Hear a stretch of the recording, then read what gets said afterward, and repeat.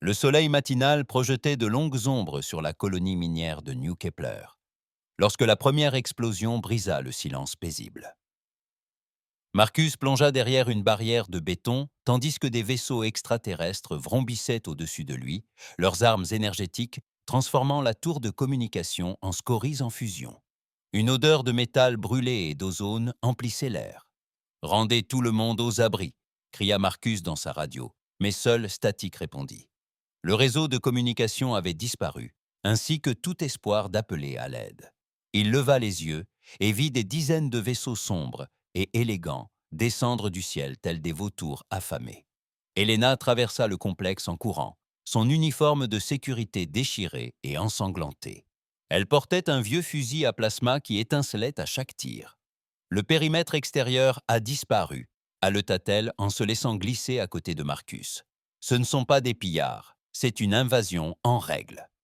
Les vaisseaux Vextar atterrirent avec une précision mécanique autour de la colonie. Leurs coques luisaient d'un noir d'obsidienne polie, et d'étranges symboles rougeoyaient sur leurs flancs. Des rampes descendirent dans un sifflement, et de hautes silhouettes en armure sombre en émergèrent.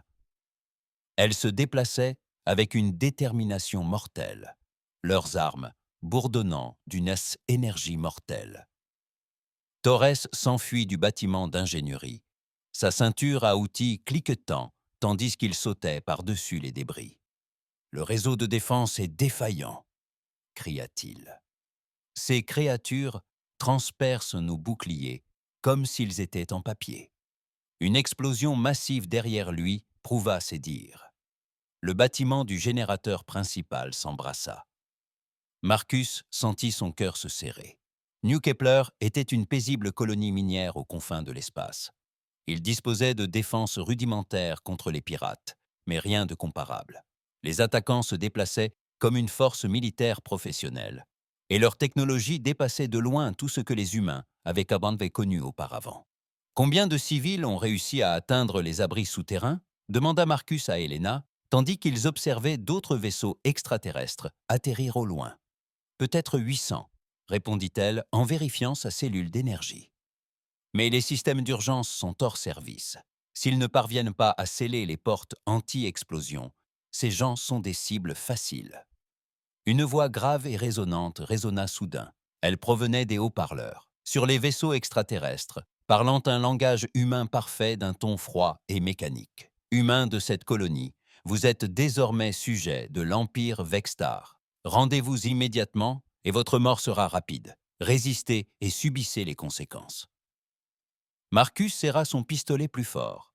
Il n'était qu'un administrateur de colonie, pas un soldat. Mais Gant lui faisait compter confiance pour assurer leur sécurité.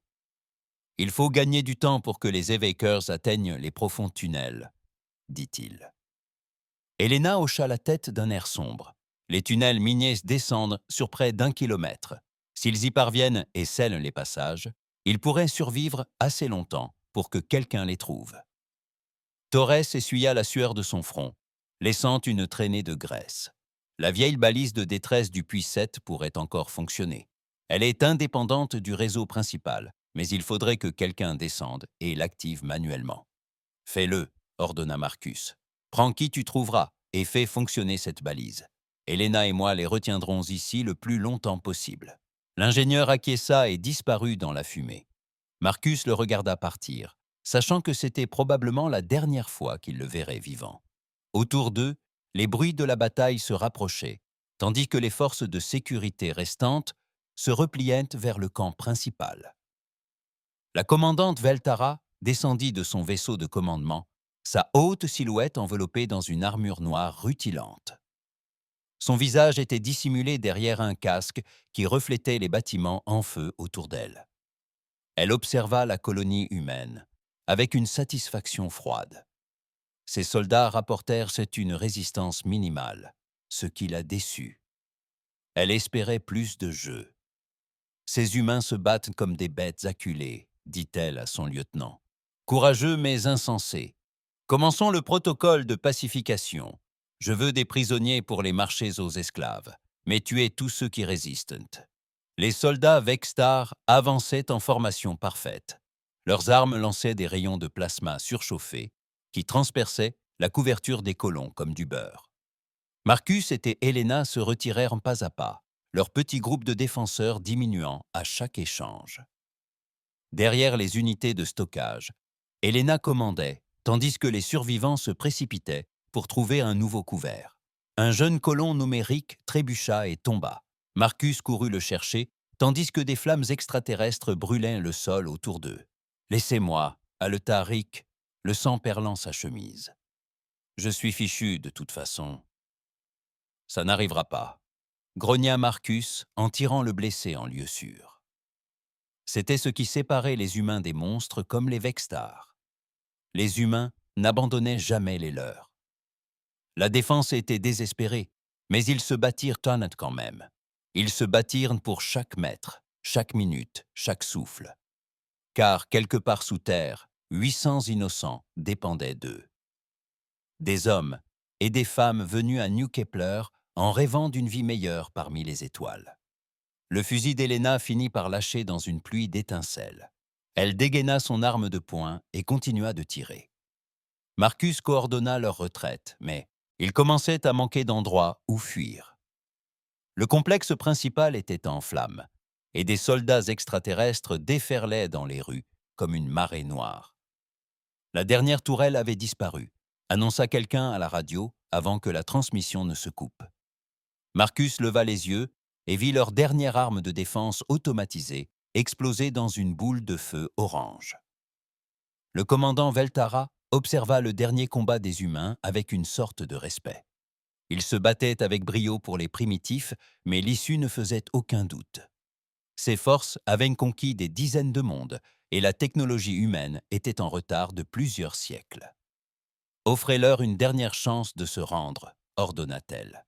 « Je me lasse de ce sport. » La voix mécanique résonna à nouveau dans la colonie en flammes. « Humains, vos défenses ont échoué. Rendez-vous maintenant et certains d'entre vous pourront peut-être servir l'Empire.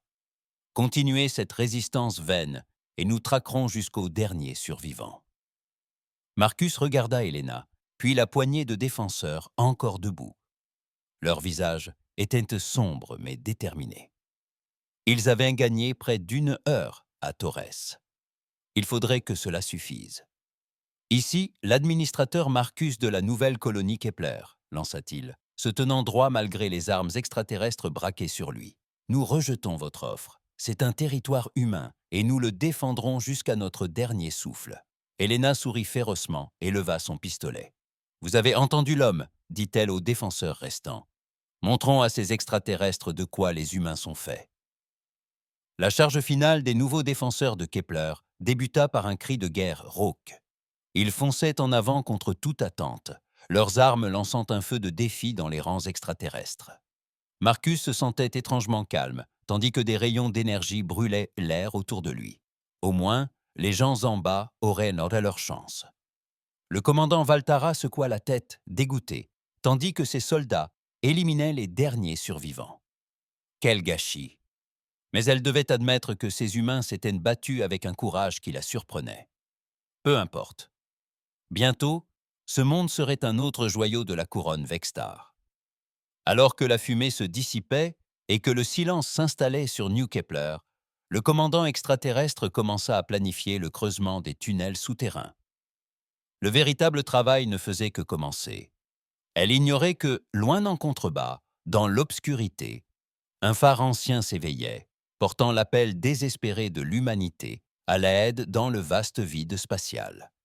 La dernière chose que Marcus vit avant que l'obscurité ne le submerge, ce fut la main d'Helena tendue vers la sienne. Ils avaient accompli leur devoir.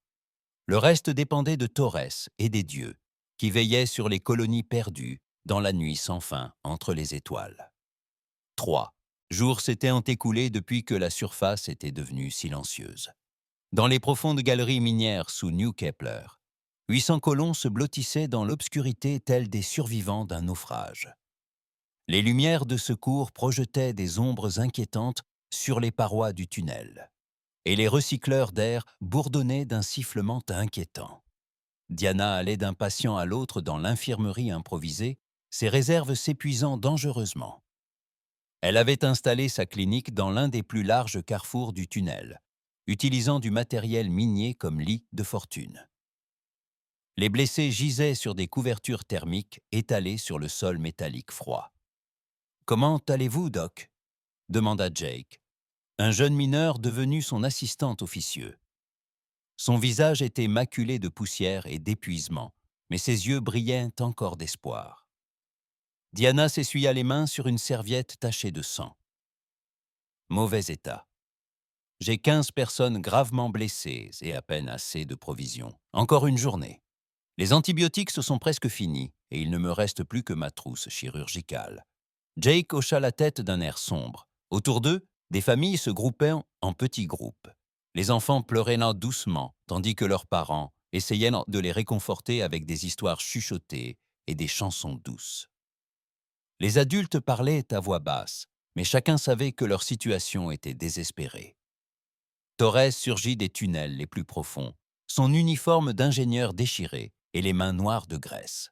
Il portait une collection d'appareils électroniques et de faisceaux de câbles récupérés. « Je l'ai trouvé », annonça-t-il au petit groupe de chefs. « Le puits 7 possède la vieille balise de détresse, comme dans mes souvenirs. »« Fonctionnera-t-elle » demanda Patricia, la botaniste en chef de la colonie, devenue l'une des dirigeantes civiles. Sa serre avait été détruite lors de la première attaque, mais elle portait encore ses vêtements de travail tachés de terre comme un insigne d'honneur. Torres posa son équipement et secoua la tête. Il est en piteux état. Les cellules d'alimentation sont mortes, le réseau d'émetteurs est endommagé et la moitié des circuits sont corrodés. Mais peut-être seulement, je peux bricoler quelque chose qui transmettra un signal. Combien de temps avons-nous ? Demanda Diana en jetant un coup d'œil vers l'entrée du tunnel, d'où ils entendaient les bruits lointains de machines extraterrestres. Plus pour longtemps, répondit Sam, l'un des agents de sécurité d'Elena qui avait atteint les tunnels. Ces bioscanners se rapprochent. Ils descendent niveau par niveau, bouclant des sections au fur et à mesure. Je dirais qu'il nous reste environ 12 heures avant qu'ils nous trouvent. Jake s'avança avec empressement. Je connais ces tunnels mieux que quiconque. Je peux aider Torres à atteindre la balise et à revenir sans être détecté. Torres regarda le jeune homme d'un air évaluateur. Jake avait à peine 20 ans, mais il avait grandi dans ces mines. Si quelqu'un pouvait se frayer un chemin dans ce dédale de puits et de galeries de service, c'était bien lui. « C'est dangereux », prévint Torres. « Nous allons devoir traverser des sections qui pourraient déjà être compromises. Et même si nous parvenons à faire fonctionner la balise, rien ne garantit que quiconque l'entende. Mieux vaut rester assis, ici à attendre la mort, » répondit Jake avec une détermination farouche. Au-dessus d'eux, le commandant Velterra étudiait les rapports du scanner à son poste de commandement temporaire. La colonie humaine était plus vaste sous terre que ne l'avaient indiqué ses premières observations. Ses soldats avaient trouvé plusieurs entrées de tunnels, mais les humains avaient réussi à en effondrer plusieurs lors de leur retraite. « Combien de temps faudra-t-il pour les débusquer ?» demanda-t-elle à son officier tactique. Les bioscanners indiquent environ 800 signes de vie disséminés dans les niveaux inférieurs, rapporta l'officier. Le réseau de tunnels est vaste. Un ratissage complet nécessiterait un jour, peut-être 2. La patience de Valtara était à bout. Plus l'opération se prolongeait, plus le risque que quelqu'un remarque ses forces dans ce secteur augmentait. L'Empire Vextar privilégiait les victoires rapides et décisives sans témoin. Déployez les bonbonnes de gaz, ordonna-t-elle. Inondez les tunnels de l'Ayat de gaz somnifère.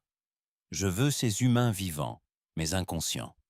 Des esclaves morts ne rapportent rien. Au fond du puits 7, Torres et Jake travaillaient à la lumière d'une unique lampe de secours. La balise était encore pire que Torres ne l'avait craint. Des décennies de négligence l'avaient rendue à peine fonctionnelle, et le coupleur électrique était complètement grillé. « Peux-tu le réparer ?» demanda Jake, tenant un faisceau de fils de rechange. Torres étudia l'ancien appareil, son esprit d'ingénieur cherchant à résoudre les problèmes. « Peut-être que si je parvenais à contourner les circuits endommagés et à rediriger l'alimentation de l'équipement minier, nous pourrions obtenir assez de puissance pour une transmission. Quelle serait la puissance du signal ? Faible, très faible. Il n'atteindrait que quelques années-lumière tout au plus. Et cela en supposant que quelqu'un écoute sur la bonne fréquence. Les épaules de Jake s'affaissèrent, mais il n'abandonna pas.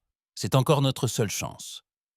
Ils travaillèrent dans un silence tendu, l'oreille tendue à l'affût du moindre bruit d'ennemis en approche. Les mains de Torres se déplaçaient avec une précision experte, épissant des fils et réacheminant des conduites électriques. Jake lui tendait outils et composants, apprenant au fur et à mesure. Les heures passèrent. Dans le tunnel principal, Diana remarqua quelque chose d'anormal. Plusieurs colons s'étaient mis à tousser, et une étrange odeur sucrée filtrait par les bouches d'aération. « Tout le monde, couvrez-vous le nez et la bouche », ordonna-t-elle, reconnaissant les signes de contamination chimique. Ils essaient de nous gazer.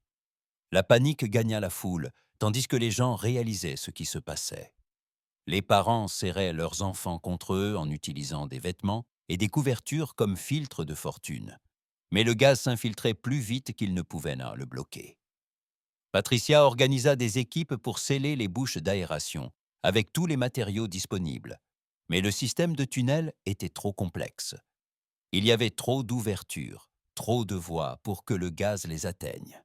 Torres ferait mieux de se dépêcher, murmura Sam, le cœur lourd. La somnolence s'insinuait dans son esprit malgré ses efforts pour filtrer l'air. Dans le puits numéro 7, Torres fit le dernier raccordement et recula.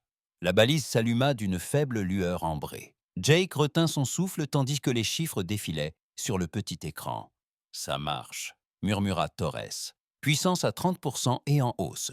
La puissance du signal est marginale, mais il émet. » La balise a envoyé son message désespéré dans le vide. Coordonnées, code d'urgence et un simple appel à l'aide. Le signal a traversé l'espace à la vitesse de la lumière, une minuscule lueur d'espoir dans l'obscurité cosmique. « Tu crois que quelqu'un l'entendra » demanda Jake.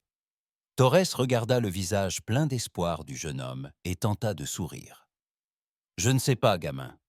Mais on a tout fait. On peut. Il ne nous reste plus qu'à croire que quelqu'un nous écoute. » La balise pulsait sans interruption dans l'obscurité, son faible signal criant à travers le vide interstellaire. Loin au-dessus d'eux, les vaisseaux Vextar poursuivaient leur traque méthodique, ignorant que l'appel à l'aide de l'humanité se propageait déjà vers des oreilles lointaines. Dans le tunnel principal, d'autres colons succombaient au gaz. Diana luttait pour rester consciente tout en s'occupant des enfants, mais même elle sentait le produit chimique l'entraîner vers le sommeil. « Attendez », murmura-t-elle aux colons autour d'elle. « Attendez encore un peu », murmura-t-elle. Mais tandis que le gaz s'épaississait et que de plus en plus de personnes s'effondraient, l'espoir semblait aussi lointain que les étoiles elles-mêmes. Tout ce qu'ils pouvaient en faire, c'était croire que, quelque part dans l'immense galaxie, quelqu'un écoutait leurs cris dans l'obscurité, loin de New Kepler. Dans les profondeurs de l'espace, le vaisseau de recherche Aurora's Edge dérivait. Silencieusement à travers le champ d'étoiles. Sa coque était peinte en blanc, avec des marquages bleus, l'identifiant clairement comme un vaisseau scientifique civil. Dans la baie de communication, le lieutenant Park effectuait des balayages, de routine lorsqu'un signal inhabituel attira son attention. « Capitaine Reynolds à la station de communication », annonça-t-elle sur l'interphone du navire. Le signal était faible et fragmenté, mais il y avait quelque chose qui la terrifiait. Le capitaine Reynolds arriva quelques minutes plus tard, ses cheveux gris soigneusement peignés et son uniforme de recherche impeccable, malgré leur longue mission. « Qu'est-ce que vous faites ?»« Vous avez Park ?»« Balise de détresse, monsieur. Fréquence humaine, mais elle provient de la zone contestée près de l'espace Vextar. » Park améliora le signal sur son écran et les chiffres défilèrent. Les coordonnées correspondaient à la nouvelle colonie minière de Kepler.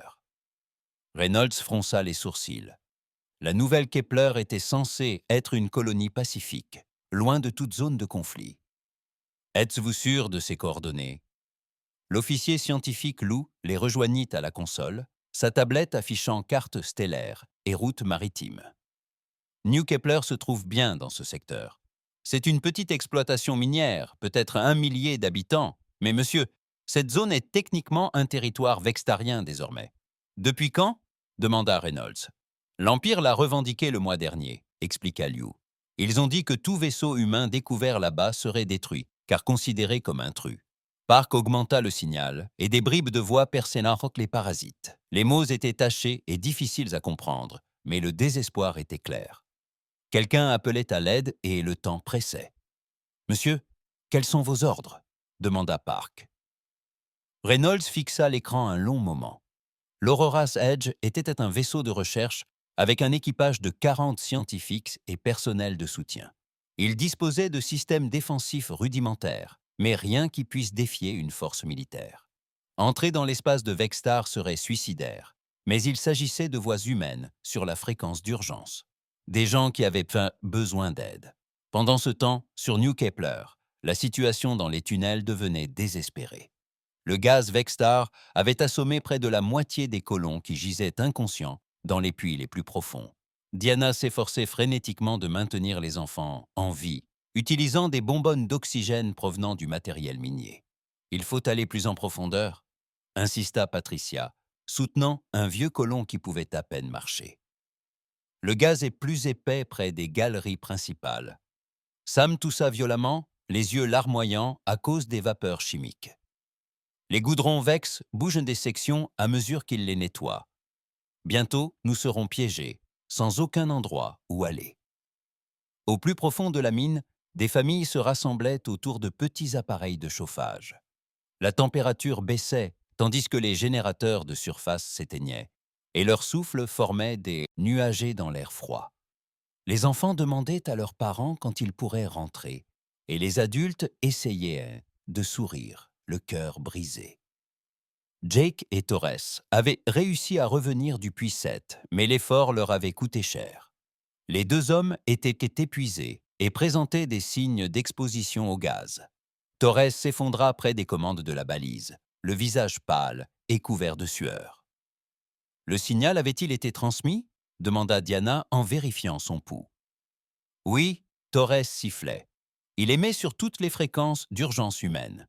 Si quelqu'un est là-bas, il l'entendra. » « Mais viendront-ils » se demanda Jake à voix haute, formulant la question que tout le monde se posait. De retour à bord de l'Aurora's Edge, le capitaine Reynolds prit sa décision. Changer de cap pour le nouveau Kepler. Vitesse maximale supportable. Les yeux de Park s'écarquillèrent. Emma Saliatien. « Monsieur, cela nous mènera directement. Dans l'espace Vextar. Nos ordres l'interdisent formellement. Nos ordres ne couvrent pas les opérations de sauvetage. » interrompit Reynolds. De plus, ces ordres ont été rédigés par des gens qui n'avaient jamais entendu un appel de détresse humain. Liu leva les yeux de ses calculs. À vitesse maximale, nous pouvons atteindre New Kepler en 18 heures. Mais monsieur, que pouvons-nous faire contre une force Vextar entière? Reynolds se dirigea vers l'écran principal et afficha les spécifications du vaisseau. L'espace d'un instant, son calme se brisa, révélant quelque chose de plus dur sous ses pieds. L'Aurora's Edge a plus de capacité que la plupart des gens ne le pensent. Préparez-vous à une approche furtive complète. Je veux que nous soyons invisibles jusqu'à ce que nous soyons prêts à agir. Mode furtif dans un vaisseau de recherche, demanda Park, sceptique. Croyez-moi, dit doucement Reynolds. Il y avait quelque chose dans sa voix qui incita les deux officiers à à l'observer plus attentivement. Leur capitaine cachait des secrets, et ils commençaient à soupçonner que leur mission de recherche n'était peut-être pas ce qu'elle semblait être. Alors que l'Aurora changeait de cap et accélérait vers New Kepler, son équipage se préparait à toute découverte. Dans la section ingénierie, le chef Collins commença à diagnostiquer des systèmes qui ne figuraient dans aucun manuel standard de navire de recherche. Sur le nouveau Kepler, le commandant Velterra reçut des rapports indiquant que les humains se montraient plus résistants que prévu. Certains avaient atteint les niveaux les plus profonds du tunnel, où le gaz était moins efficace. Ces soldats devaient avancer prudemment dans des passages étroits, et la progression était plus lente que prévu. Peut-être devrions-nous simplement faire s'effondrer les tunnels et en finir, suggéra son lieutenant. Non, répondit Velterra fermement. Les esclaves vivants valent bien plus que les morts. Poursuivez votre progression, mais Augmentez la concentration de gaz. Je veux ces humains inconscients, pas morts. Ils valent bien plus que les morts. Poursuivez votre progression, mais augmentez la concentration de gaz. Je veux ces humains inconscients, pas morts. Dans les profondeurs du puits 7, la balise de détresse poursuivait sa veille solitaire. Son faible signal pulsait régulièrement dans l'espace, porteur de coordonnées et d'un appel désespéré au secours. Le signal voyageait à la vitesse de la lumière à travers le vide cosmique, courant contre le temps vers quiconque pourrait l'écouter. Torres observait l'affichage de l'état de la balise avec des yeux embrumés. Le gaz l'affectait gravement, et il sentait sa conscience lui échapper. Mais la balise restait verte, diffusant toujours, espérant toujours. « Allez », murmura-t-il à l'univers, « il faut bien que quelqu'un soit là.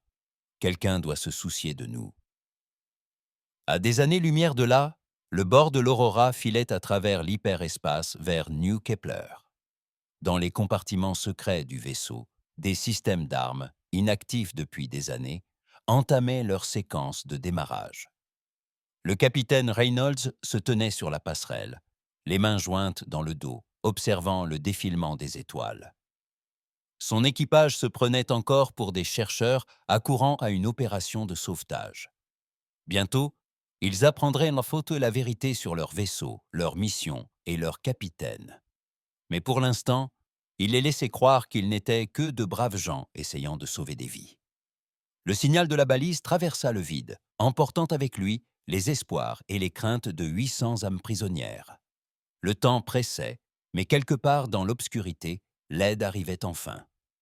L'Aurora quitta l'hyperespace aux confins du nouveau système Kepler, ses capteurs détectant immédiatement la flotte Vextar en orbite. Le capitaine Reynolds observa l'écran tactique avec une concentration sinistre.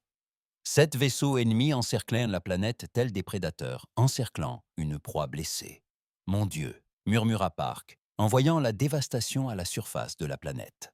La colonie minière, autrefois verdoyante, n'était plus qu'une ruine noircie, la fumée s'élevant, encore des bâtiments détruits. Trop tard. « Non », dit Reynolds fermement. « Les bioscanners montrent des signes de vie humaine sous terre. Ils sont encore vivants là-dessous. » Il se tourna vers Liu, qui analysait la composition de la flotte ennemie. « À quoi sommes-nous confrontés ?» Les doigts de Liu effleurèrent sa console. 3 croiseurs lourds, 4 destroyers, tous des Vextar militaires de dernière génération. « Monsieur, ils sont au moins 10 fois plus puissants que nous, et ce, en supposant que nous disposions d'armes de qualité militaire. »« Les suppositions peuvent être dangereuses, » répondit Reynolds d'un ton énigmatique. Il activa l'interphone du navire. « À bord, ici le capitaine. Ce que vous allez voir pourrait vous surprendre, mais j'exige que tout le monde reste calme et obéisse aux ordres. » Park et Liu échangèrent des regards perplexes. Le ton de leur capitaine avait complètement changé, devenant sec et autoritaire comme jamais auparavant. À la surface du nouveau Kepler, le commandant Velterra reçut l'alerte de l'approche du vaisseau humain. Elle l'observa à travers l'écran de son vaisseau amiral, notant ses marquages civils et sa configuration de recherche. Un seul vaisseau de recherche, songea-t-elle à son officier tactique, répondant probablement à leur appel de détresse. C'est pathétique. Devrions-nous le détruire immédiatement ? Demanda l'officier. Non, capturez-le si possible. Les vaisseaux de recherche transportent souvent des données précieuses et leurs équipages feront d'excellents esclaves pour la science. Valtara ignorait que sa décision serait la plus grave erreur de sa carrière militaire. Au fond des tunnels, la situation atteignait son paroxysme. Les troupes d'assaut Vextar avaient percé les niveaux supérieurs et avançaient méthodiquement à travers les passages. Leurs lourdes armures claquaient contre les parois du tunnel, tandis qu'ils cherchaient là, les humains restants. Torres gisait inconscient près des commandes de la balise, accablé par les gaz et l'épuisement. Jake s'assit à côté de lui, essayant de maintenir le vieil homme en vie tout en surveillant l'état de la balise. Le signal continuait d'émettre, mais Torres l'avait prévenu que le courant ne durerait plus très longtemps. Diana avait déplacé ses patients vers le tunnel le plus profond et accessible, mais même là, le gaz commençait à s'infiltrer. D'autres colons tombaient, inconscients d'heure en heure, et elle était impuissante à les arrêter. Ils sont maintenant dans la section C, rapporta Sam, revenant d'une mission de reconnaissance, le visage masqué par un masque à gaz improvisé. Ils avancent lentement, mais ils sont minutieux. Je dirais qu'il nous reste peut-être 6 heures avant qu'ils ne nous atteignent. Patricia rassembla les adultes conscients autour d'elle. Nous devons prendre une décision. Allons-nous nous rendre en espérant qu'ils honoreront leur promesse d'épargner ceux qui ne résistent pas, ou allons-nous faire une dernière résistance? Quel genre de résistance? Demanda Jake. Nous sommes des mineurs et des scientifiques, pas des soldats. La moitié d'entre nous a du mal à rester réveillés. Le genre de situation où l'on ne se laisse pas faire, dit Sam d'un air sombre, en vérifiant son arme de poing. Elena et Marcus n'étaient pas morts. Nous pouvions donc abandonner quand les choses deviendraient difficiles. Au-dessus d'eux, le bord de l'Aurora commençait son approche de la planète. Reynolds avait pris les commandes manuelles du vaisseau, et son équipage commençait à remarquer des choses qui n'allaient pas. « Monsieur !» dit Park avec hésitation. « Ces schémas de manœuvre ne figurent dans aucun manuel de vol civil. Où avez-vous appris à voler comme ça ?» répondit Reynolds, les mains dansant sur des commandes que Park ne reconnaissait pas. « Où avez-vous appris à voler comme ça ?» Récit. Reynolds répondit, ses mains dansant sur des commandes que Park ne reconnaissait pas. Des panneaux cachés s'ouvraient sur la passerelle, révélant des postes et des affichages supplémentaires. Collins, rendez-vous au poste d'ingénierie Alpha. Monsieur, il n'y a pas de poste d'ingénierie Alpha. Collins protesta par communication. Vérifiez derrière le panneau 77 Alpha dans la baie d'ingénierie principale, ordonna Reynolds. Code d'autorisation Delta 769. Quelques instants plus tard, la voix de Collins résonna dans le système de communication, pleine de stupeur. « Capitaine, qu'est-ce que c'est que ça? Ce ne sont pas des systèmes civils. On dirait du matériel militaire. » « Parce que c'en est un, » dit simplement Reynolds. Il se tourna vers son équipage stupéfait. « L'Aurora's Edge n'est pas qu'un simple navire de recherche.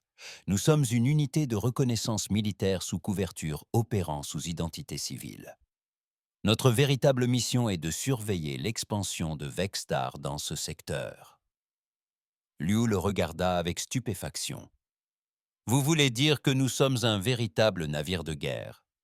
L'un des plus avancés de la flotte, confirma Reynolds. Et en ce moment, 800 civils ont besoin de notre aide. La transformation du bord de l'Aurora était remarquable à observer. Les panneaux civils se rétractèrent prêts pour révéler des systèmes d'armes de niveau militaire. La coque blanche et immaculée du vaisseau changea de couleur sous l'effet du camouflage adaptatif.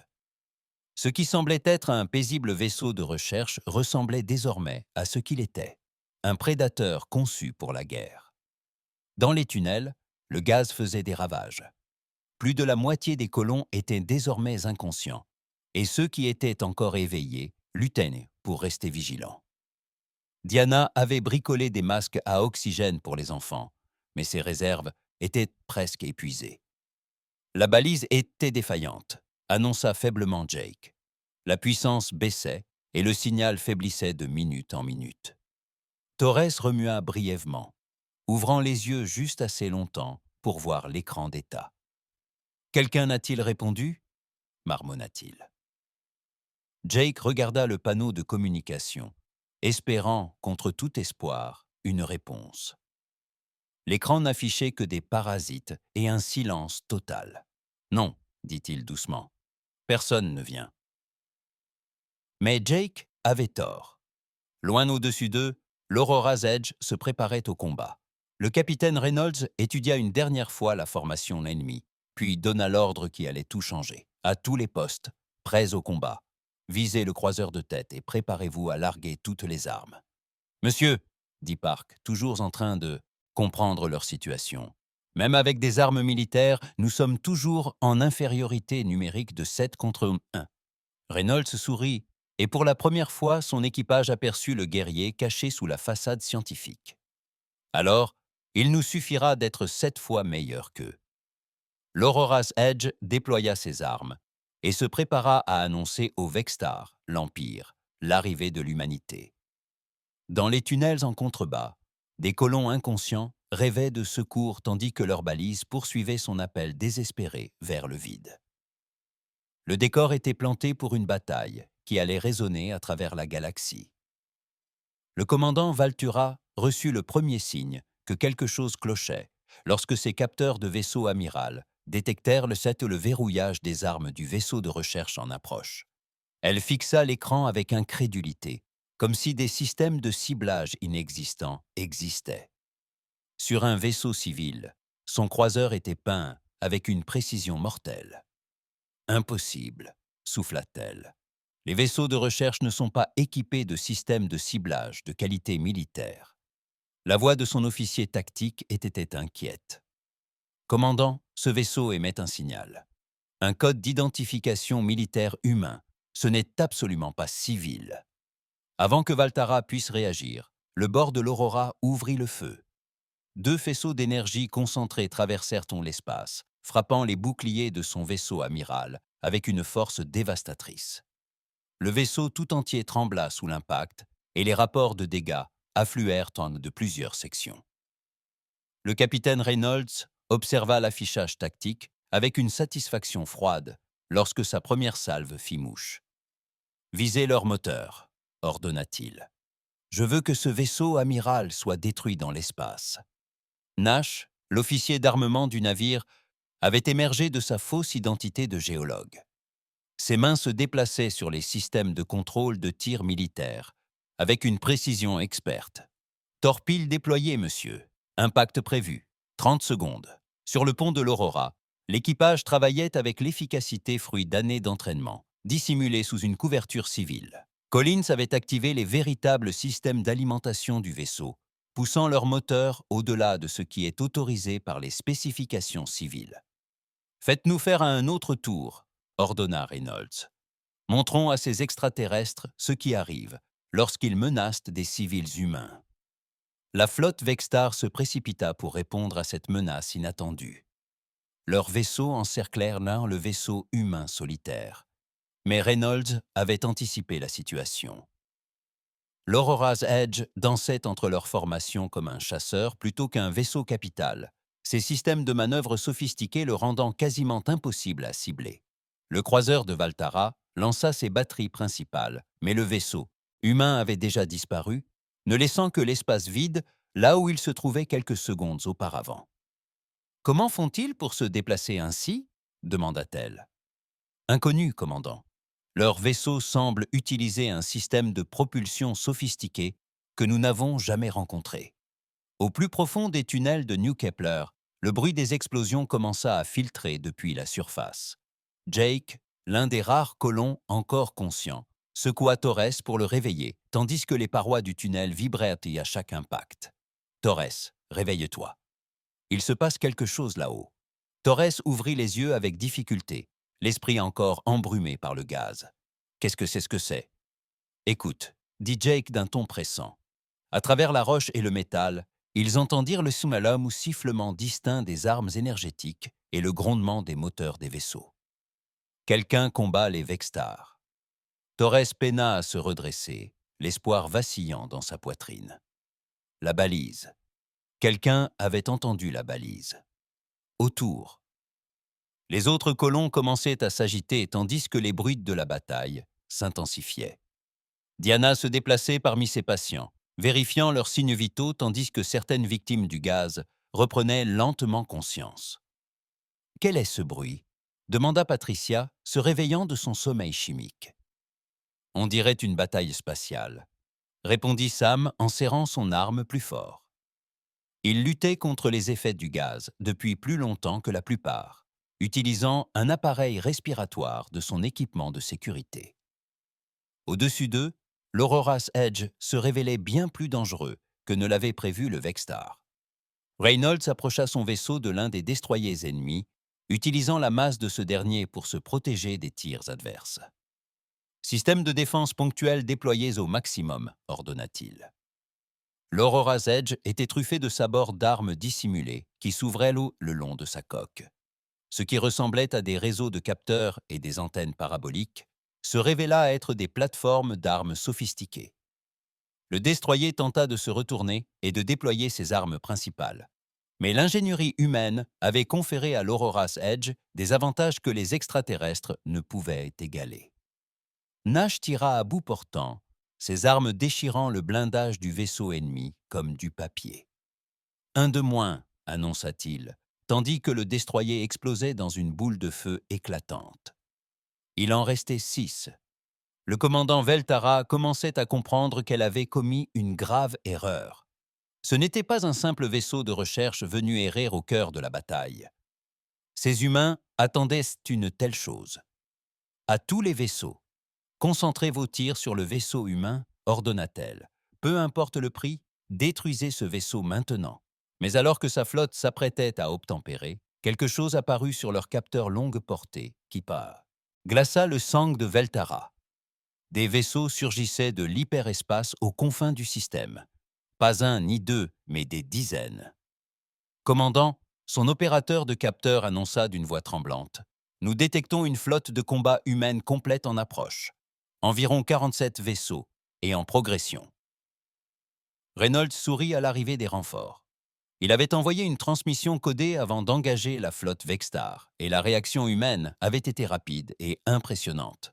Le message était simple. Les humains étaient attaqués, et la galaxie allait bientôt comprendre pourquoi c'était une très mauvaise idée. Ici, l'amiral Carter de la Force de défense humaine fit entendre une nouvelle voix sur le canal de communication. « Vaisseau Vextar, vous avez reçu l'ordre de quitter immédiatement l'espace humain. Ceci est votre seul avertissement. » Le vaisseau amiral de l'amiral Carter, l'imposant croiseur de bataille le Défiant, menait une formation de destroyers et de croiseurs qui éclipsait la force Vextar. Derrière eux se trouvaient des vaisseaux de soutien, des vaisseaux médicaux et une puissance de feu suffisante pour raser une planète. Le commandant Veltara se retrouva face à un choix, la retraite ou l'annihilation. Ces 7 vaisseaux étaient désormais presque 7 fois moins nombreux, et les humains avaient déjà prouvé leur volonté de combattre. « À tous les vaisseaux, préparez-vous à battre en retraite », ordonna-t-elle à contre-cœur. L'Empire Vextar se souviendrait de cette humiliation, mais il était inutile de mourir pour elle. Mais l'amiral Carter avait d'autres plans. « Je crains que le retrait ne soit plus une option. » Sa voix portait le poids d'une autorité absolue. « Vous avez attaqué des civils humains. Cela a des conséquences. » Ce qui a suivi était moins une bataille qu'une démonstration. La flotte humaine se déplaçait avec une précision née d'innombrables exercices d'entraînement et d'une réelle expérience du combat.